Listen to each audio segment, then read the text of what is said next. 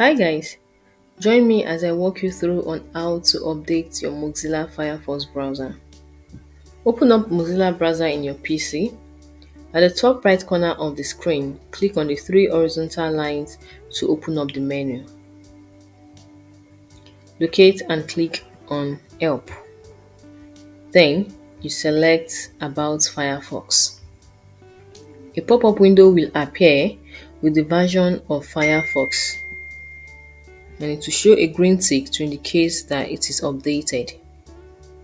If it is not updated, Firefox will automatically check for updates, and if there are any updates, it will download it and you will see a button to restart the Firefox browser.